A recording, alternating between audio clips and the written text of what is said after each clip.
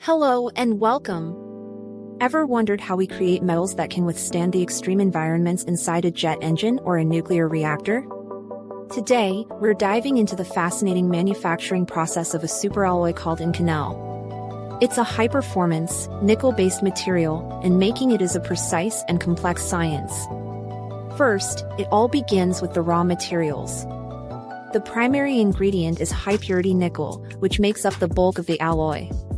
To this, a significant amount of chromium is added, which is the key to Inconel's amazing resistance to corrosion and oxidation. Other elements like iron, niobium, molybdenum, and titanium are also mixed in according to a very specific recipe. Each element adds a unique property, like extra strength at high temperatures. Second, these carefully measured materials are melted together. This isn't done in an open furnace. It requires a special process called vacuum induction melting, or VIM. The entire melting happens inside a sealed vacuum chamber.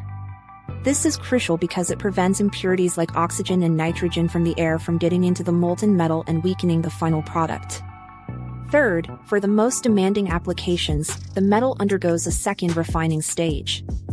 A common method is vacuum arc remelting, or VAR.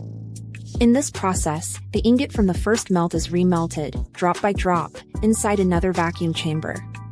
This step further purifies the alloy, removing even more impurities and creating an incredibly clean and uniform internal structure. Fourth, the large, purified ingot needs to be shaped. This is done through processes like forging, rolling, or extrusion while the metal is red hot. This hot working not only forms the Inconel into useful shapes like bars, sheets, or plates but also refines its grain structure, making it much stronger and tougher.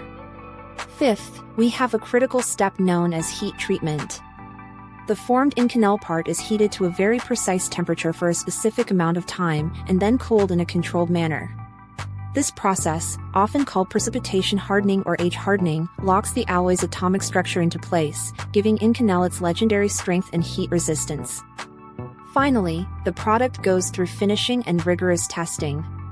It might be machined to final specifications or polished.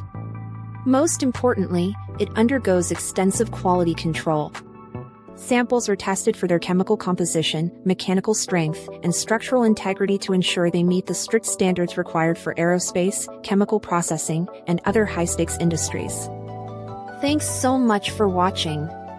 If you found this look into materials science interesting, please give this video a thumbs up and consider subscribing to support the channel. It really helps us create more content like this for you.